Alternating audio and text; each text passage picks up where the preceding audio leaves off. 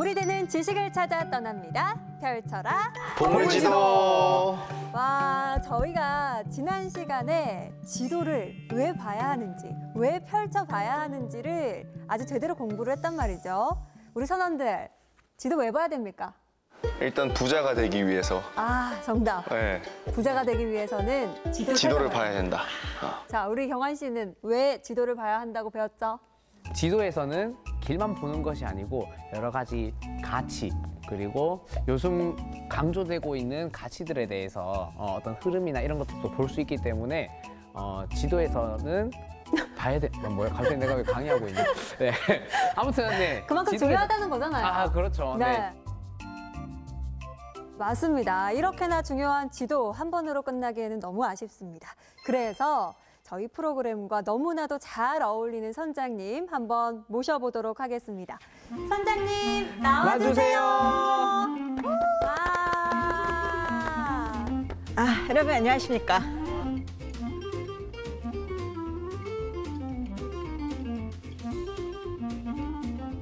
진짜 좀 선장이 된 기분으로 이 항해하는 이야기, 또 실제로 어떻게 이 항해 지도가 활용됐는지도 제가 알려드리려고 준비를 많이 해왔습니다. 기대하셔도 좋습니다. 보물 찾으러 갑시다. 네, 맞습니다. 지도에 보물이 있어요. 네. 지난 시간에 저희가 미래를 보는 지도를 배웠다면 오늘은 조금 과거와 연관된 그런 지도인가요?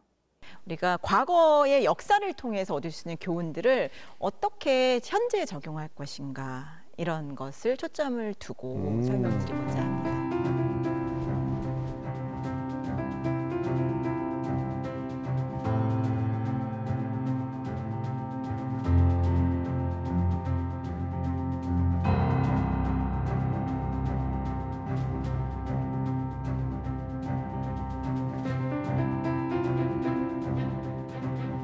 오늘 이제 강의를 시작하기 전에 여러분들 지도를 평소에 보시나요?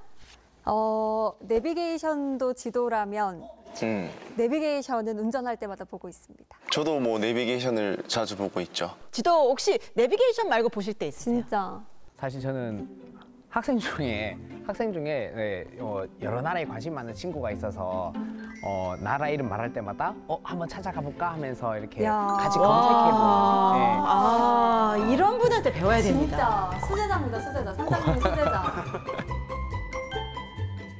지도자가 지도를 잘 읽고 방향을 잘 제시하면 그 뒤 따라오는 사람들은 너무 좋은 거예요. 그렇죠. 근데 제가 지금 선장인데 여러분들 저를 따라오는데 열심히 막 지금 노젓고 그러는데 제가 방향을 잘못 가르쳐줬다 그러면 어떻게 될까요? 이 길이 아닌 게 묘. 그럼 어떻게 돼요?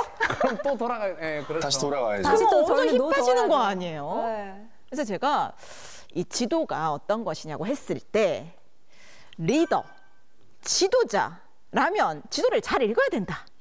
뭔가 라임이 있는데요. 뭐 있죠. 그래서 운명인가 지도자라면 지도력을 길러야지.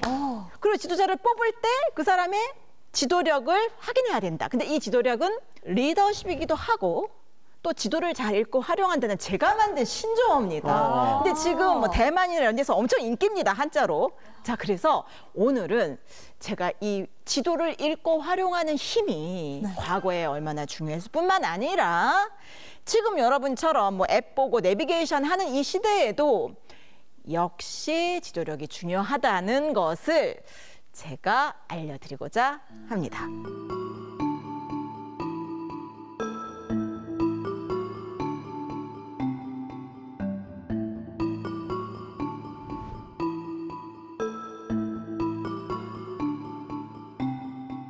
자, 그런 말씀들 하세요.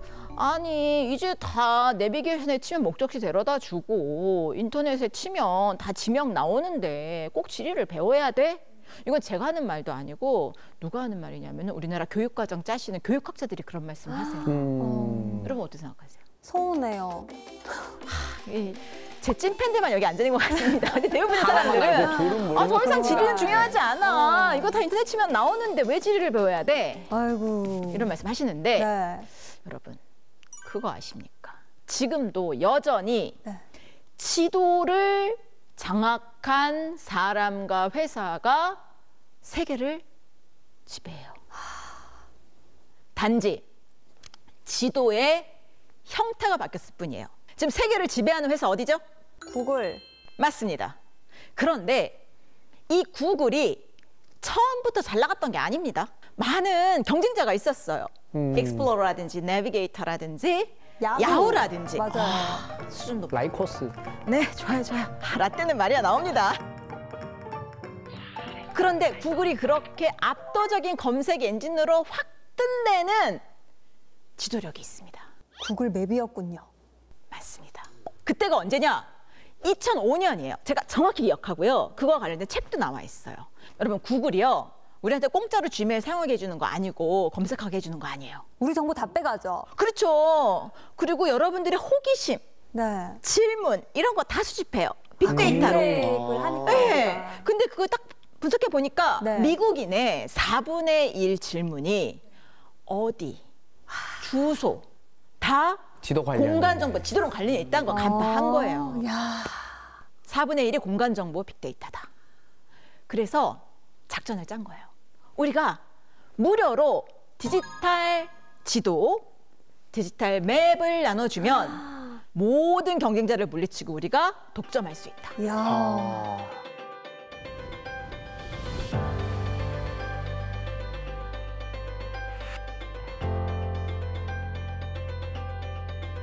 전 세계의 모든 사람들이 구글 맵을 쓰기 시작하고 거기다 또 정보를 입력하면서 구글 맵 혁명이 일어난 거예요. 구글이 전 세계 지도를 장악한 거예요. 근데 못한 데 있어요.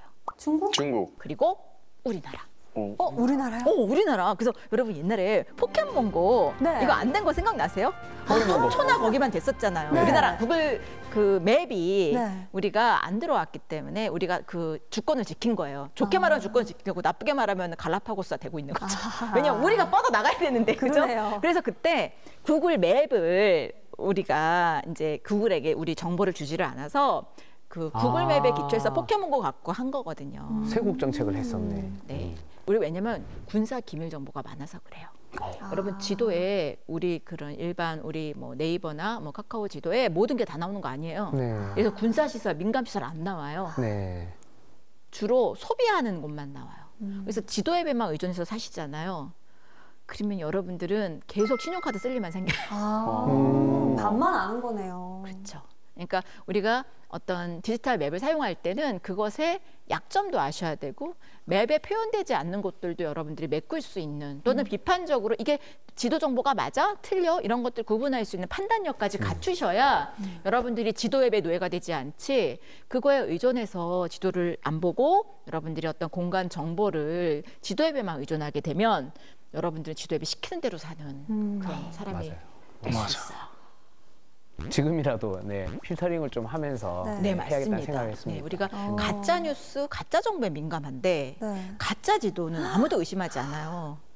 그래서 그러네요. 내가 보는 지도가 정확한 지도일 때 우리가 어떤 계획을 세우든지 실현 가능성이 높은 거 아니겠어요? 맞아요. 근데 우리가 그런 검증이 빠진 상황에서 지도를 보는 건 위험할 수 있다. 이런 것도 제가 오늘 꼭 말씀드리고 싶어요. 자, 이렇게 지도 앱에 의존하게 되면 어떤 문제가 생기는지 자, 이것은 역사를 보면 알 수 있거든요. 네. 한번 역사를 돌아가서 진짜 제 말이 맞는지 한번 알아보도록 하겠어요.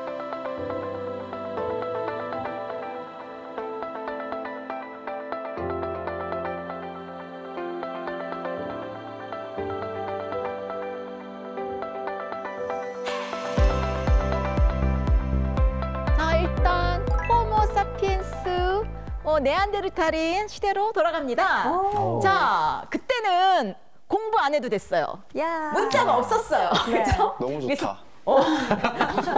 편해요. 그때 뭐 한번 상상해 조건이 보세요. 그러셨을 것 같아요. 예. 근데 그때도 지도는 있었어. 그리고 그때 잘 나가는 사람들은 지도력의 달인들이었어요. 생각해 보세요. 어떤 사람이 인기 있을지, 어떤 사람을 리더로 존경받을지. 먹이 잘 찾고 그렇죠. 짐승 잘 피하고 그렇죠. 그거 하려면 어떻게 해야 돼요? 지리를 잘 알아야죠. 그렇죠. 그거 기본이죠. 그래서 문자보다 지도가 먼저였을 것이다. 그래서 핵심은 뭐냐? 그때 원시대는 진짜 지도력이 중요했고 그게 없으면 생존이 불가능했다. 그렇죠. 그렇죠. 그리고 더 중요한 것은 네안데르탈인과 호모사피엔스가 공존하던 시대가 있었는데 네안데르탈이 더 뇌도 크고 근육량도 많고 생존에 유리했대요. 그런데 기후 변화의 시기에 빙하기가 왔는데 네안데르탈은 자기 힘만 믿고 유럽에 계속 머물러 있었고 호모사피엔스는 키도 코리오리하고 힘도 없으니까 같이 힘을 모아서 유럽을 탈출해서 전 세계로 퍼진 거예요. 누가 살아남았어요? 호모. 이야. 호모사피엔스. 야, 지도력이 호모라. 있어서 살아남았네요. 그렇죠. 그래서 길 잃은 사피엔스라는 뇌과학이라는 최신 뇌과학 이론서가 나왔는데 거기 핵심적인 건 그거예요. 인간은 길을 찾으면서 탐험과 모험을 하면서 똑똑해졌다는 게 핵심 메시지예요. 그러면 역으로 21세기 우리가 어떻게 적용할 수 있을까요? 지금도 여전히 인간이 창의적이고 또 종합적인 사고 능력 이런 것들을 기르기 위해서는 길을 찾아야 되는 거예요. 탐험을 하라. 낯선 곳을 가야 되는 거예요. 그럼 그때 필수품이 뭐예요? 지도. 지도잖아요. 그리고 이 치매 환자가 가장 먼저 시작되는 징조가 뭐냐? 길을 잃어버려요. 그래서 이 해마라는 곳이 길을 찾으면서 활성화되고 그것이 우리 인간의 어떤 진화에도 큰 영향을 줬을 것이다라는 것이 최신 뇌과학의 결과입니다.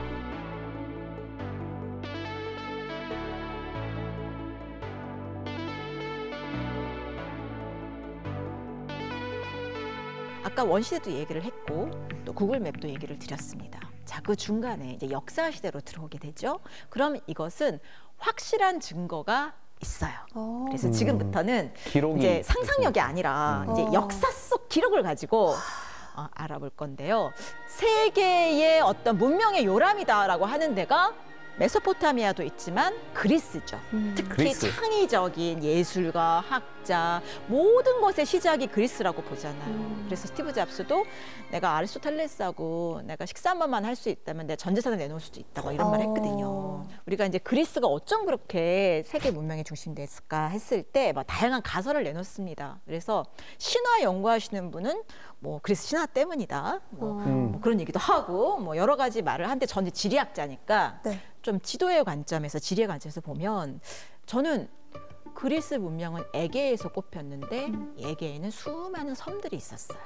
근데 여기가 굉장히 어떻게 보면 식량 생산에 불리한 열악한 지역이었어요. 섬들이니까. 그렇죠. 우리를 말하면 다도해 같은 거예요. 네. 그리고 프랑스의 지리학자는 그런 말을 했어요. 그리스는 뼈는 많고 살은 없는 땅 같다. 그러니까 먹을 게 영양가가 없다. 좀 없는 땅. 없어. 실속이 없어. 그러니까 지도를 딱 펼치고 우리가 어떻게 먹고 살 수 있을까 고민한 거예요. 생존을. 그러니까 지도는요.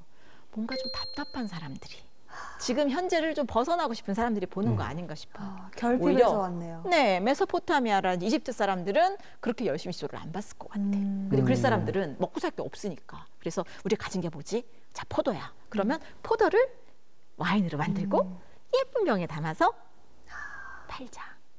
우리 있는 거 올리브 나무밖에 없어. 그럼 올리브를 또 해서 병에 담아서 또 팔자. 그러니까 제품의 혁신이 일어났어요. 자, 그리고 밀을 얻기 위해서 어떻게 해야 돼요? 트레이드, 무역을 해야 되잖아요. 무역. 그러면 그걸 싣고 어딘가로 갔겠죠. 네. 근데 어딘가로 갈 때 배도 필요하지만 뭐도 필요해요. 지도. 그쵸. 항상 여러분 배하고 지도는 세트로 보시면 돼요. 세트죠. 세트죠. 세트, 그죠? 세트. 지도가 없이 배만 있으면 어디로 가요? 맞아. 근데 우리가 항상 빼먹는 게 그거예요. 역사학자들도 그렇고 경제학자들도 항상 생략하는 게 뭐냐면 무역의 기초가 각 지역의 정보가 담긴 지도라는 거. 지도가 없으면 무역 강국이 될 수가 없는 게요. 계속 작황이 바뀌잖아요. 네. 그리고 지역 정보를 계속 업데이트한 최신 지도가 없으면 아무리 제품이 좋고 배가 빨라도 무역을 잘 할 수가 없어요. 그러니까 그리스는 지리 강국이기도 했던 거예요. 그러니까 무역 강국은 항상 여러분 잊지 마세요. 무역 강국의 조건은 뭐예요? 제품도 좋아야 되지만 지도력이 높은 수준에 올라와 있어야 무역 강국의 지위를 유지할 수 있는 거예요. 그리스는 무역 강국이자 지도 강국이었던 것이 확실해요.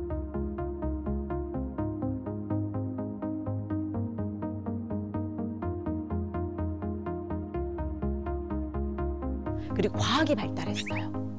그리스 시대에 학자나 과학자 보면은요, 자기가 태어난 동네만 머물렀던 사람들이 없어요. 밀레투스라는 항구 도시에서 많은 학자들이 나왔는데요.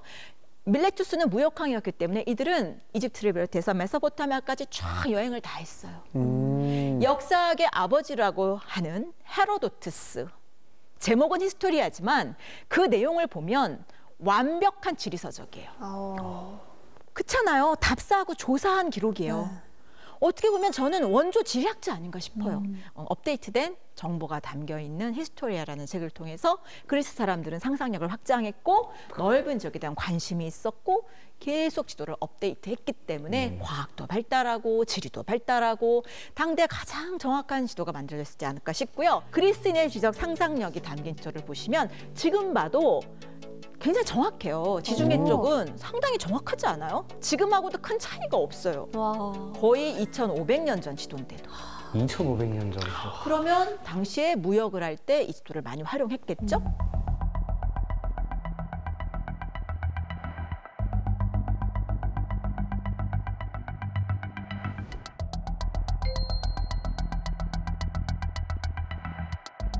자, 그리스 문명이 낳은 최고의 셀럽 누구죠? 알렉산더 제왕. 맞습니다. 전 세계 모든 지도자들 나폴레옹부터 시작해서 조지 워싱턴 같은 미국 초대 대통령 그리고 많은 사람들이 흠모하고 부러워했던 근데 33살에 요절했어요. 그죠? 근데 다 알아. 모르는 사람 없어. 그러니까요. 아시죠? 알죠. 네. 근데 19살에 왕이 됐거든요. 네. 그 이후로 한 번도 안 지고요. 계속 동쪽으로 진군해서 지금의 파키스탄, 인도까지 갔어요.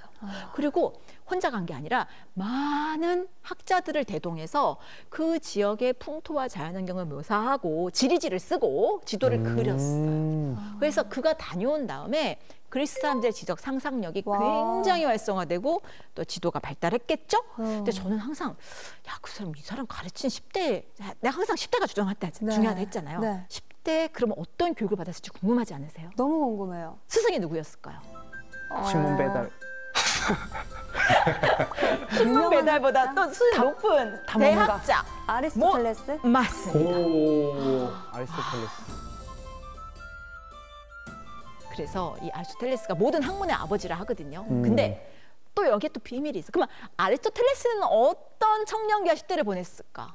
별명이 나비를 쫓는 사람이었어요. 여기저기 다니면서 철새와 나비를 연구하고요. 영파가 아니라 육파였어요. 진짜 제대로 된 육파였네. 아, 그래서 이 아리스토텔레스가 모든 학문의 아버지잖아요. 그래서 그가 알렉산더 대왕의 애제자였고 10대 시절에 그를 가르친 거예요. 어떤 새로운 곳에 갔을 때 이 나뭇잎이나 동물의 표본을 만들어서 고향에 보내서 아리스토텔레스가 그것을 분석하게 했대요. 그래서 이 그리스의 학문이 꼽히고 단순 전쟁이 아닌 거죠. 어떻게 보면 약간 지리 답사 느낌? 그러네요. 네, 그래서 이 알렉산더 대왕으로 인해서 그리스인의 지적 상상력이 굉장히 넓어졌고요. 그 결과 나온 지도가 있는데 이 지도가 굉장히 정확해요.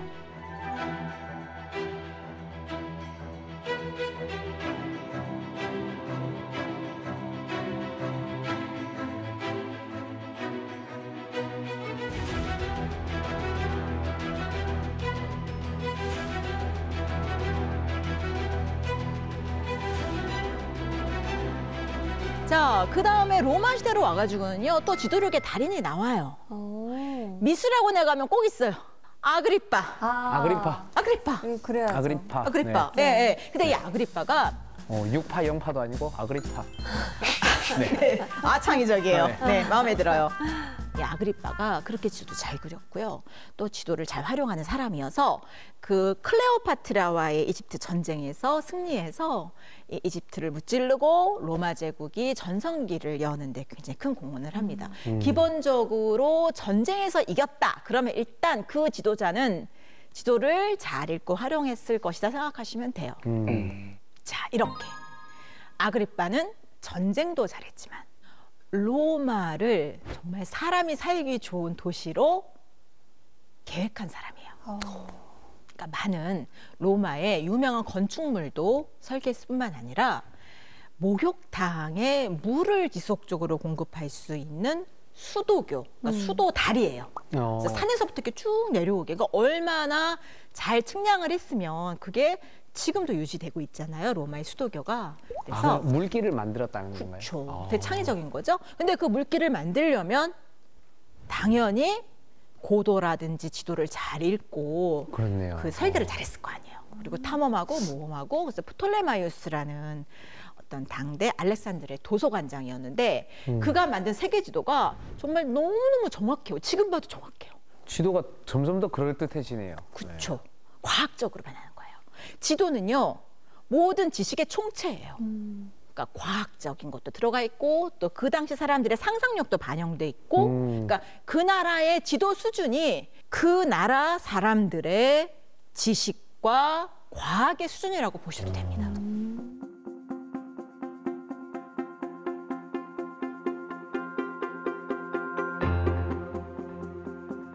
근데 이 사람이요, 뭔가 이렇게 잘 나가고 편안해지면은 지도를 보고 싶지 않은 것 같아. 그리고 먹고 놀기 위한 쾌락의 지도를 보기 시작해요. 그래서 탐험과 모험의 지도가 아니라 로마 시대 후반기로 오게 되면 맛집 지도, 어디 놀러 가는 유흥의 지도. 그래서 유흥 지도. 지도가요, 긴 띠 모양이에요. 그러니까 큰 어떤 지도 속에서 맥락을 보여주는 지도가 아니라 지금의 저는 약간 내비게이션 같아요. 긴 띠 모양, 시작점과 목적지만 나오고 길만 나오고요. 거기에 중간중간 맛집하고 여관하고 이 놀 때가 쫙 이렇게 표시된 지도. 여정을 그린 지도네요, 이거는. 그러면서 로마는 막을 내려요. 그러니까 정확한 지도를 그리고 또 어떤 활동을 하는 사람들이 많은 나라는 구군이 피고 그냥 지도 별로 안 보고 그냥 여기가 좋아 이러고 안주하게 되면 그 나라는 점점 축소되고, 정확한 지도 안 그리고 그냥 대충 살지 뭐. 그리고 지도를 버리기 시작하고, 특히 중요한 건 여러분 뭐예요? 지도는? 업데이트.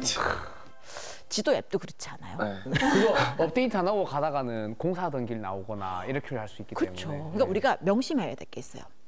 지도가 중요하다고 제가 얘기를 했는데, 그렇다면 그 지도가 잘못된 정보를 담고 있거나 엉터리 지도면 그거는 굉장히 부정적인 영향을 끼칠 수 있죠. 근데 지도가 굉장히 정확하고 국제 정세를 잘 반영하고 계속 업데이트가 되는 지도야. 그런 지도를 봐. 그러면 어떡해요? 그 나라는 계속 전성기를 구가할 수 있겠죠.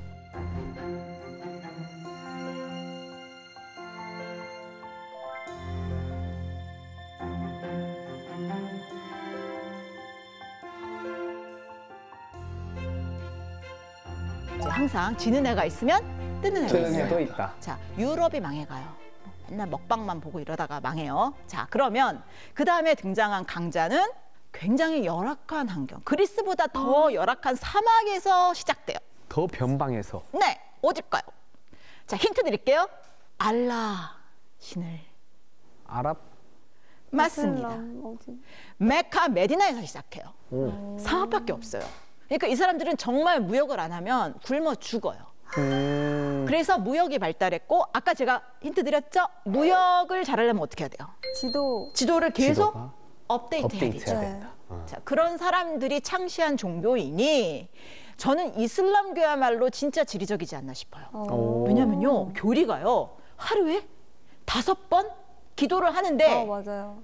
시간을 지킬 뿐만 아니라 모두를 향해서 해야 돼요. 메카, 메디나를 향해서 기도를 해야 돼요. 그래서 이 이슬람권 문화가 있는 호텔에 가잖아요. 그러면은 이렇게 메카, 메디나 방향을 검은색으로 이렇게 표시한 화살표가 항상 있어요. 그리고 항상 지도를 보고 무역로를 찾아야 됐었잖아요. 그리고 마지막 이분들이 돌아가시기 전에 해야 될 신자의 마지막 의무가 있어요. 5개 기둥 중에 성지순례.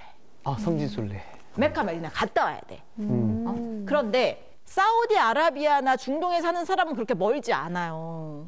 근데 여러분 지도를 보시면 계속 이슬람교가 지리적으로 확장을 해요. 지도를 보고. 정확한 지도가 계속 만들어졌겠죠? 그래서 여러분 신바떼 몸 이런 데 보면은 수마트라까지 가요. 지금의 인도네시아까지. 그래서 지금 동남아의 많은 국가에서 이슬람 신자를 많이 보유한 이유가 바닷길로, 배로 실크로드까지 간 거예요. 그래서 이 이슬람 세계가 확장이 되고 전성기를 맞아요. 그러면 그때 당연히 지도도 발달했겠죠. 그리고 사람들의 지도력도 대단했을 거예요. 근데 이게 진짜 기가 막힌 게 교리가 이 사람들이 배를 타고 메카 메디나를 가잖아요. 그러면 전 세계 온 이슬람교도랑 만나죠. 그러면서 또 정보를 업데이트해요. 그리고 또 다시 고향으로 돌아가죠. 그러면 이게 이슬람권 사람들이 공유하는 지도는 저절로 업데이트가 되는 거예요. 그러니까 우리가 몰랐던 이슬람 세계의 역동성이 있는 거고요. 당연히 그 증거로 남아있는 게 있습니다. 알 이드리스의 지도예요.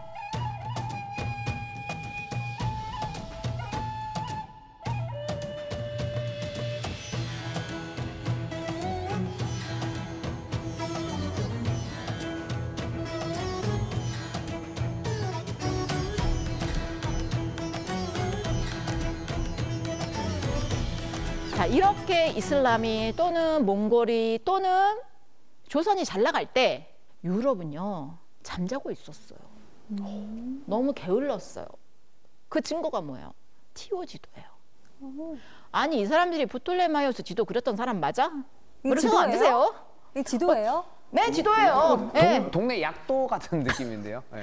그죠? 근데 뭐 아시아, 유럽, 아프리카 그렸대요. 저 정도면 자동차 이게 핸들인데. 지금 아시아, 유럽, 아프리카가 이 안에 들어있다는 거죠? 네, 그 이것만 본 거야. 이것만 계속 그냥. 야, 진짜 상상도다 이거는. 네. 이때가 중세 암흑시대라고 불리던 시대죠. 암흑시대. 정확하고 과학적인 최신 지도를 그리는 나라는 구분이 계속 흥하고. 뻗어나올 수밖에 네. 없고 그냥 저렇게 대충 그리고 그냥 대충 살자 뭐 이렇게 되면 달력만 보면 이렇게 되는 거예요. 근데 농업혁명이 사실 그렇잖아요. 사람들이 막 자유롭게 원시대 다니다가 어떤 지역에 정착해서 농사를 짓게 되면서 지도를 버리고 달력만 보죠. 그러면서 사람들이 건강도 안 좋아질 뿐만 아니라 어떻게 보면은 정복자에게 순응하는 문화로 바뀌죠. 그거를 통치자는 신석기 혁명이고 뭐 문명이 발달했다라고 이야기를 하는데 또 다른 서사로는 그게 아니다. 인간은 더 불행해지고 더 무능해졌다라고 보는 게 호모 사피엔스의 저자인 유발 하라리의 가장 도발적인 주장이잖아요. 반면 농업혁명 이후에도 지도를 딱 보면서 계속 생각하고 또 새로운 어떤 기회를 발견했던 사람은 통치자로 남은 거죠. 그래서 당대 지도는 땅 문서였고 지도를 소유한 사람은 부자이자 권력자라는 것은 그 어떤 시대에도 변하지 않는 핵심적인 원리라고 봅니다.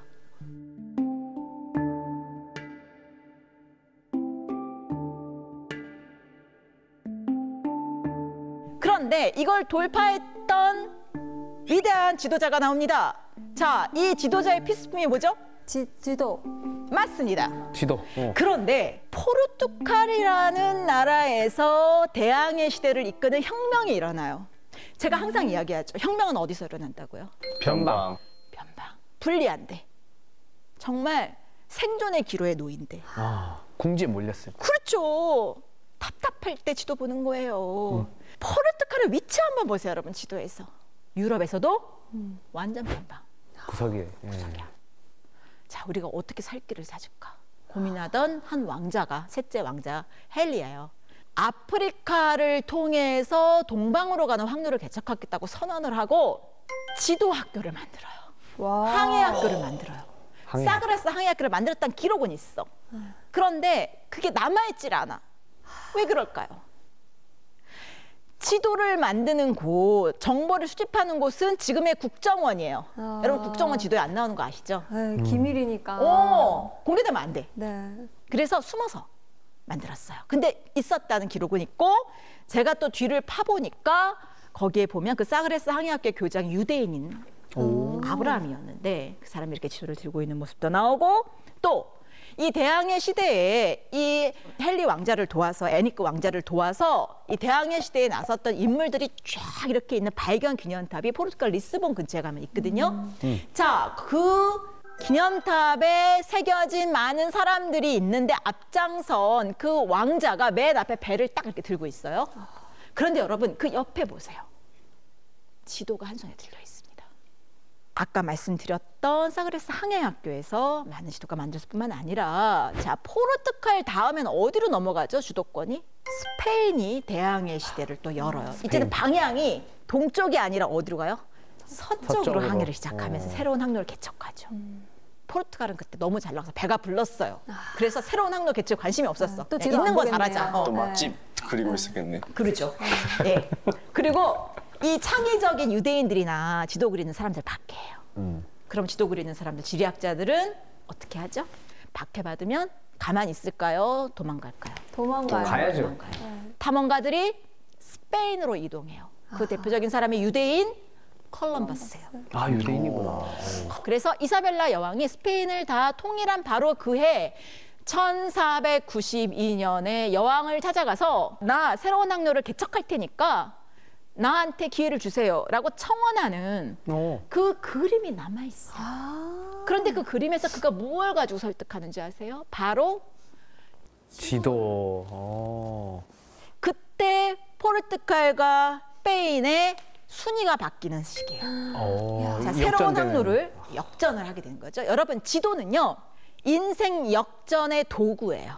여러분들이 인생을 역전하고 싶으면 새로운 지도를 그리시고 그 지도를 갖고 세계로 나아가시면 돼요. 로또보다는 지도. 예.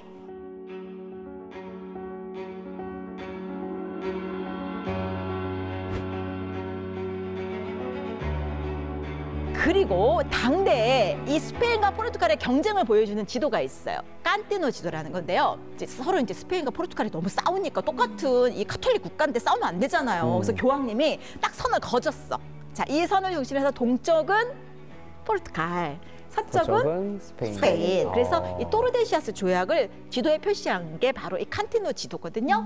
근데 참 포르투갈 억울하겠죠. 왜냐면 서쪽에 더 많은 땅이 있었어요. 그러니까 스페인이 지금의 중남미 지역을 대부분 차지하게 된 그 배경이 바로 저 지도인데, 근데 흥미로운 건 뭐냐면 여러분, 저 칸티노 지도가 스페인과 포르투갈에 남아있질 않아요. 아, 그럼 어디 있어요? 이탈리아예요. 아오. 그리고 저 칸티노는요, 이태리 사람인데요. 지도를 훔친 사람 이름이 칸티노. 근데 훔친 사람 이름을 붙여도 됩니까? 왜냐하면 제가 얘기했잖아요. 국가 기밀이야. 포르투갈 사람들이 지도 내놨겠어요? 그러니까 이 칸티노를 스파이가 침입해서 몰래 지도를 훔쳐낸 거예요. 이야, 이거 거의 이탈리아는 무기 때문에. 잘했다. 그래, 칸티노 이름 붙여줄게. 이렇게 된 거고. 칸티노 지도. 이 포르투갈의 전성기를 보여주는 지도가 포르투갈에 남아있지 않은 게 리스본 대지진 때 이게 싹 사라져버렸어.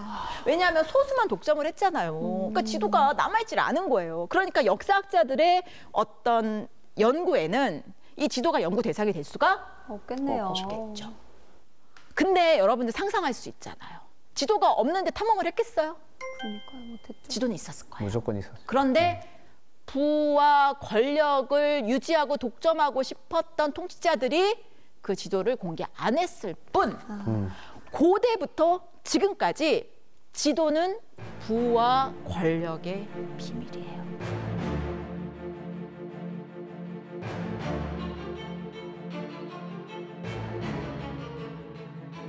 자, 다음은 어디로 넘어가느냐? 자, 튤립으로 유명했던 나라예요. 튤립. 네덜란드. 맞아요. 네. 자, 근데 여러분, 네덜란드도 또 이게 좋은 환경인가요? 날씨 안 좋아요. 바다보다 낮아요, 심지어. 어떻게 보면 포르투갈보다 더 안 좋은 땅 아니에요? 열악하니까 또 맞아. 나가려고 절박한 했겠죠. 심정으로 살려고. 그리고 간절히 독립을 원했어요. 그래서 이 독립을 위한 지도를 그리고 그걸로도 모자르니까 동인도 회사를 세워서 네. 전 세계로 나갔거든요. 근데 기업사 연구하시는 분은 동인도 회사 때문에 잘 살게 됐다 그래요. 네. 그리고 경제학자들은 주식 제도로 인해서 돈을 많이 모았기 때문에, 자본금이 탄탄했기 때문에 무역 강국이 됐다 그래요. 또는 과학자들은 배 만드는 기술이 너무 좋아서 무역 강국이 됐다 그래요. 그런데 여기 하나 빠진 게 있죠. 여러분, 무역의 조건이 제가 뭐라고 그랬어요? 지도. 정확한 최신 정보가 담긴 좋은 지도가 없었겠어요? 당연히 있었겠죠. 있었겠죠. 당연히 있었겠죠. 네. 근데 있어야 이렇게 무역을 얘기하는 사람 하니까. 저밖에 없는 것 같아요. 근데 제가 여러분들께 결정적 증거를 하나 보여드릴게요. 이 17세기 초 네덜란드가 세계를 지배하던 무역 강국으로 깜짝 부상했거든요. 네. 그 프랑스나 스페인 같은 쟁쟁한 그런 나라들을 물리치고, 그 비밀은요, 페르메이르의 그림에 숨겨져 있어요. 그림? 페르메이르는 정말 사진보다 더 정교하게 그 인물과 또 그 인테리어를 잘 묘사한 그런 화가로 유명하잖아요. 그런데 페르메이르의 여러분들 유명한 그림은 이런 거죠? 진주 귀걸이 소녀. 진주 귀걸이를 한 소녀. 긴 머리 소녀. 저도 했어요. 진주 귀걸이네. 거의 맞춤형 맞춤형이네. 출연자입니다. 네, 훌륭합니다. 네, 근데 뒷 배경의 소품을 보세요. 지도가 있네요. 지도네요. 여러분 한번 가서 페르메이르 그림 한번 검색해 보세요. 와. 많은 그림에 오. 지도와 또 좀 또 지도 부티나는 있네. 집안에는 뭘 썼을까요? 지구본이 등장합니다. 지구본. 야. 집집마다 지도와 지구본 놓고 세계에 대해서 연구하고 상상력을 발휘해서 보물 지도를 공유하고 세계로 나간 거예요. 그게 네덜란드가 황금 시대를 열게 된 저는 아주 중요한 기초 작업이었다고 생각해요.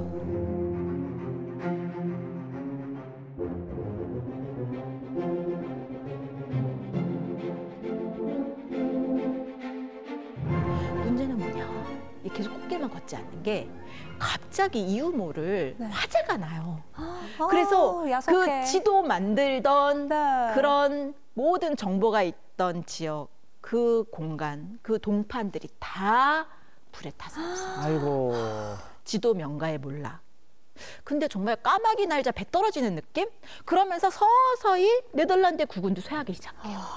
근데 이제 지는 애가 있으면 또 뭐가 있어요? 뜨는 뜨는 애가 애 있죠. 있다. 자, 특히 유대인을 비롯해서 지도 만드는 사람들이 네덜란드를 넘어서 바다 건너 영국으로 이동하기 시작하면서 대영 제국의 전성시대 기초가 딱 펴집니다.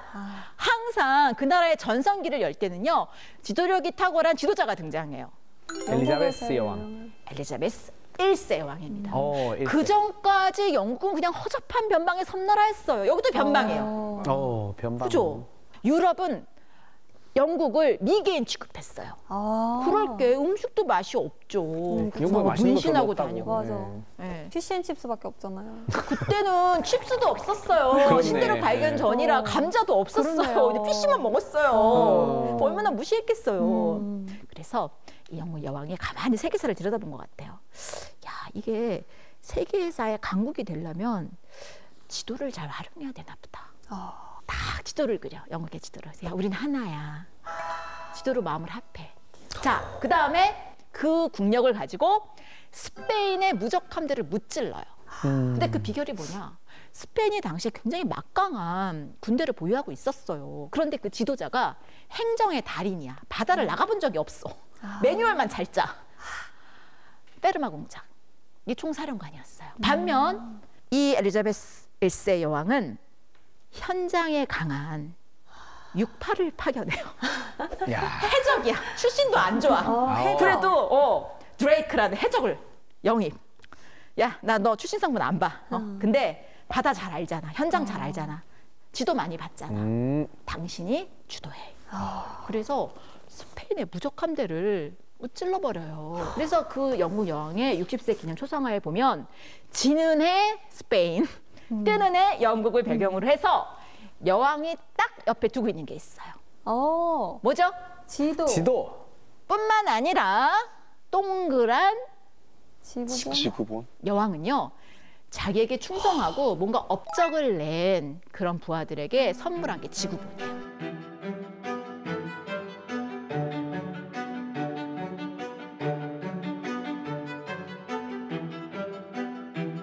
어떻게 보면은 이 영국은 이 엘리자베스 1세 여왕으로 인해서 그녀의 지도력으로 인해서 여기서의 지도력은 뭐죠? 리더십이기도 하고 지도를 잘 읽고 활용하는 능력이기도 해요. 이 영국 여왕의 지도력 덕분에 대영 제국의 기초가 닦인 것 아닌가라는 생각이 들고 진짜 제 말이 맞는지 한번 볼까요? 자, 이제 여왕이 저렇게 앞장서서 나가니 귀족들도 따라하기 시작해요. 그랜드 투어. 야, 옥스퍼드, 캠브리지 너무 재미없어. 고루해. 나는 직접 그리스로, 로마로, 프랑스로 가서 배울래. 현장 체험 학습할래. 열풍이 불어요. 자, 그러면 현장 체험 학습의 필수품이 뭐예요? 지도. 지도. 유럽의 지도. 그리고 나 갔다 왔어. 인증샷이 뭐예요? 지도도 읽고 포즈 취해서 초상화 만드는 거예요. 당대 보면 이 그랜드 투어 열풍이 불면서 너도 나도 지도 들고 폼 잡는 게 유행합니다. 자, 그 증거가 바로 저 그림들이에요. 자, 그러면서 많은 학문들이 꼽혀요. 애덤 스미스 경제학의 아버지도 그랜드 투어 애들 끌고 갔다 와가지고 이분이 부에 관련된 국부론을 쓰게 됐고요. 또 다윈도 마찬가지죠. 그러니까 이게 모든 영국의 어떤 새로운 학문은 이 그랜드 투어로 인해서 꼽혔다라고 보시면 될 것 같아요. 뿐만 아니라 초등학교, 중학교, 뭐 이튼, 하로, 킹스 같은 명문 사립학교 영국의 리더가 된 애들은 앉아가지고 다 지리 공부하는 거예요. 왜냐하면 여러분 그거 아세요? 그 영향으로 지금도 영국은 이런 야외 체험 활동이나 지도를 읽고 활용하는 스카우트 활동이 굉장히 활발한 나라고, 그래서 이 영국 사람들이 만든 그런 교과서 같은 데 보잖아요. 그러면 항상 지도가 등장하고 지구본이 옆에 딱 등장해요.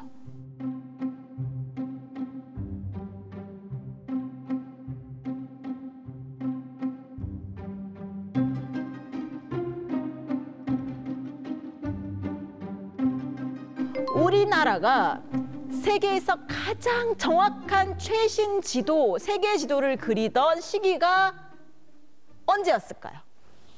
있었어요? 네, 세계 지도사의 기적이라고 표현되는 지도. 조선 시대인가요? 조선 초기. 조선 초기. 초기요? 세종의 아버지 태종. 태종 때. 태종. 혼일강리 역대 국도 지도라는 들어봤어요. 당대 가장 정확한 최신 세계 지도고요. 아프리카 희망봉까지 나와 있어요. 바스코 다가마보다 훨씬 앞서서 그렸어요. 아프리카까지요? 놀라운 지도예요. 여기서 엿볼 수 있는 게 있죠. 고려시대 조선 초까지만 해도 우리나라는 지리학 강국이었고 당대 가장 정확한 최신 지도를 만들 수 있었던 지도 강국이었다는 증거죠. 그 혼일강리 역대 국도 지도가 왜 그렇게 만들어질 수 있었을까를 좀 파보면 사실 우리가 신라도 그렇고 고려도 그렇고 무역 강국이었잖아요. 그쵸? 막 당나라도 가고 막 그랬잖아요. 막 최치원은 10대 때 막 당나라 혼자 가가지고 과거급제하고 유학 간 거잖아요. 10대 유학, 조기 유학. 그러니까 우리나라가 상당히 지도를 보면서 많이 해외로 나갔던 그런 나라였던 거예요. 해초가 저 파키스탄까지 갔잖아요, 여러분. 해초 장보고, 네. 그죠? 장보고. 또 화랑은 어떻습니까? 신라의 화랑들은 산천을 유람했잖아요. 체험 활동 한 거예요. 야외 체험 활동, 스카우트 활동 한 거예요. 그렇지 않아요? 그래서 제가 볼 때 우리나라 전 역사가 어떻게 보면은 계속 지도를 펼치고 야외 활동도 많이 하고 지리 강국이었는데 조선시대 살짝 너무 유학을 강조하고 법전을 강조하고 성략을 강조하다 보니 잠깐 지리적 본능과 우리의 어떤 우수함을 잃어버린 시기 아니었나. 19세기 우리나라 지식인들이 통치자들이 보던 지도는 중세 티오 지도보다 못해요. 그러네요. 천하도. 산해경에 나오는 그런 가상의 세계를 그린 이 지도에 빠져서 지도 안 보고 공자와 맹자와 예법 논쟁하고 이게 당대 우리나라 지식인의 수준이었어요. 그리고 일본은 반면 네덜란드와 영국과 교류하면서 뭘 배우냐면 지도를 읽고 활용하는 법을 배우고 심지어 지도를 그리는 법까지 전수를 받아요. 자, 그러면서 일본의 문명이 퀀텀 점프를 시작합니다. 동아시아에서 가장 낙후된 문명이었는데 변방이었잖아요. 그런데 일본 사람들이 영국 사람한테 지도 보는 법도 배우고 또 지도를 그리면서 일본의 국운이 계속 상승하기 시작하더니 19세기 세계 지도를 보고 막 동아시아를 어떻게 먹을 생각을 하게 되는 거예요. 그러니까 어떻게 보면 일본의 국운이 계속 상승하는 데 있어서 지도력이 밑바탕이 됐던 거죠. 저렇게 대동아 공영권을 내세우면서 나쁜 짓도 많이 했지만 어쨌든 일본의 입장에서는 계속 팽창하던 시기죠. 자, 요약하면 동아시아 삼국의 운명을 가른 것은 지도. 중국과 조선은 처음에는 지도 강국이었다가 점점 쇠퇴하기 시작하고요. 일본은 변방의 후진국이었다가 유럽과 교류하고 지도 강국이 되면서 일어서게 되는 거예요.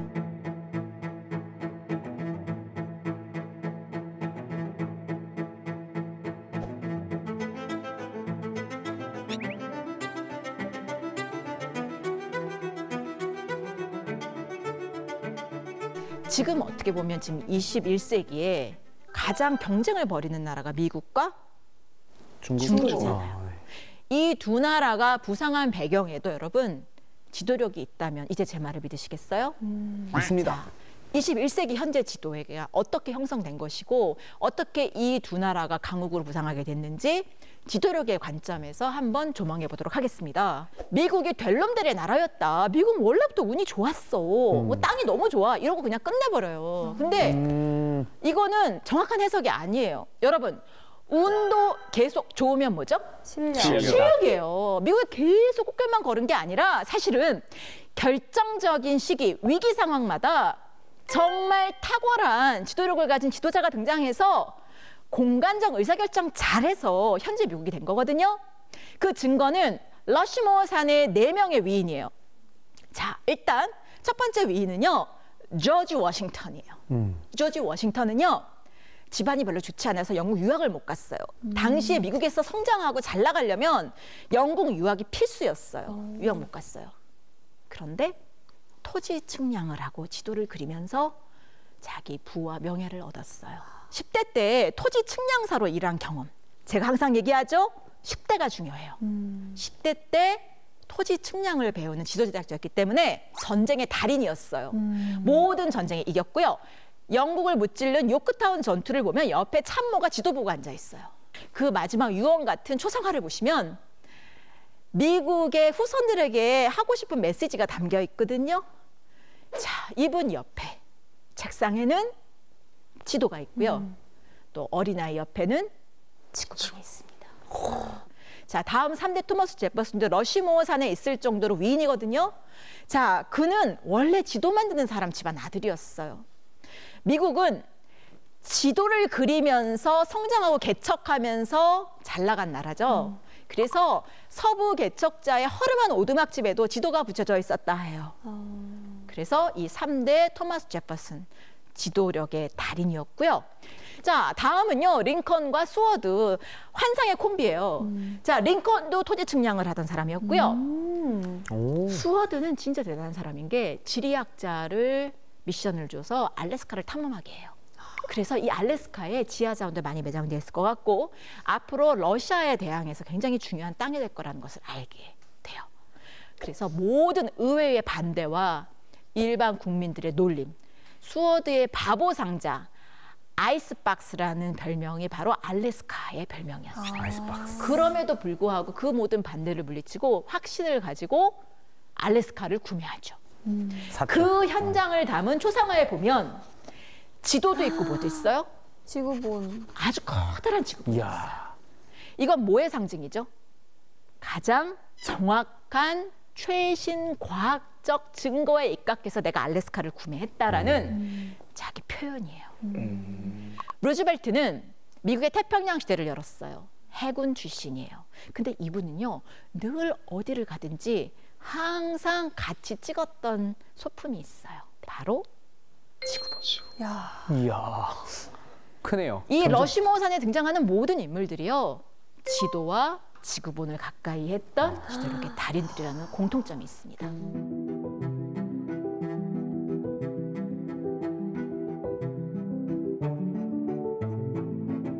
근데 사실 영원한 강자도 없잖아요. 없죠. 자, 미국을 위협하는 나라 어디죠? 중국. 맞습니다. 그래서 중국이 급부상하고 있어요. 근데 이 모든 강국의 기초에는 제가 항상 지도가 있다. 네. 라는 얘기를 했잖아요. 네. 근데 여러분 잘 믿기지 않으시죠? 제가 증거 좀 보여드리겠습니다. 바로 마오쩌둥입니다. 자, 이 중국의 포스터인데요. 마오쩌둥이 게릴라전을 펴면서 중국의 외곽부터 변방부터 시작해서 이 중원을 장악하는 그 과정을 보여주는 포스터인데요. 지금 마오쩌둥과 그 옆에 신복이 지금 뭘 보고 있습니까? 지도. 보고 있어요. 정말 중국의 거의 모든 지식인의 방에 제가 가봤는데 그 연구실에 항상 지도가 붙여져 있어요. 세계 지도, 중국 지도, 그리고 자신이 살고 있는 지역의 대축적 지도. 그리고 초, 중, 고등학교에 매학년 지리를 배우고 또 선택 과목으로 굉장히 다양한, 그래서 GIS나 해양지리, 우주지리까지 배우는 정말 지리학자 입장에서 굉장히 부러운 나라. 그래서 저는 중국이 앞으로 굉장히 무섭게 성장할 것 같다라는 생각을 했거든요. 그런데 정말 여러분 1대1로 정책 들어보셨어요? 네. One Belt, One Road 정책. 오. 근데 가만히 생각해 보세요, 여러분. 본인들이 앞으로 나아갈 발을, 비전을 지도화한 거잖아요. 그러면서 뭘 내세우냐면 정화의 원정을 우리가 이어받자. 그 정신을 탐험과 모험의 정신, 지도를 펼치고 해로 나갔던 시대를 우리가 되새겨보자라는 게 이 1대1로 정책 지도에 깔려 있는 거거든요. 중국이 무섭게 성장하고 심지어 이제는 세계 최강국 미국조차 위협을 느끼는 수준이 된 거잖아요. 그래서 어떻게 보면 지금도 여전히 우리나라뿐만 아니라 세계의 국제 정세를 이해하는 데 있어서 이 지도의 힘, 지도자가 어떤 지도를 비전으로 제시하느냐, 그리고 그 나라 국민들의 지도력 수준이 그 나라의 국력을 보여주고 또 미래를 보여주는 것 아닌가라는 생각이 듭니다. 진짜 지도의 중요성에 대해서 다시 한번 느끼게 됐는데, 그러면 오늘 강의를 딱 한마디로 선장님께서 정리를 해주신다면 어떻게 정리를 해볼 수 있을까요? 얼마 전에 돌아가신 이어령 선생님과 제가 이런 인터뷰를 할 기회가 있었어요. 근데 그분이 저한테 주신 말씀이 있거든요. 신년에 이제 달력을 보잖아요. 근데 신년에 달력을 보는 사람은 시대에 뒤떨어진 사람이다. 지도를 펼치는 사람이 앞으로 100년을 이끌어갈 것이다. 자신의 계획과 또 꿈을 이렇게 지도에 표시하게 되면 그거는 언젠가는 이루어지고 또 어떤 새로운 기회를 포착하는데 좀 큰 도움이 되지 않을까. 나만의 보물 지도를 좀 만들고 그리고 또 펼치는 그런 계기가 여러분 모두 생겼으면 좋겠다 그런 생각이 듭니다.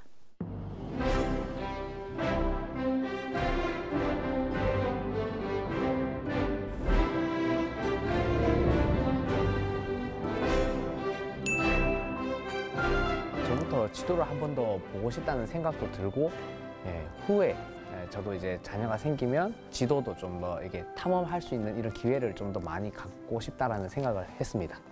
오늘 진짜 강의를 들으면서 지도력이 곧 국력이다. 지도의 중요성을 다시 한번 깨달을 수 있었는데요.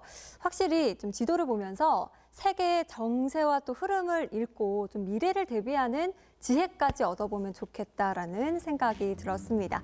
오늘 저희 프로그램 이름 보물이 되는 지식도감과 너무나도 잘 어울리는 그런 수업으로 꾸려봤는데 다음 항에도 기대해 주시기 바라면서 다 함께 외쳐볼까요? 찾아라 보물지도!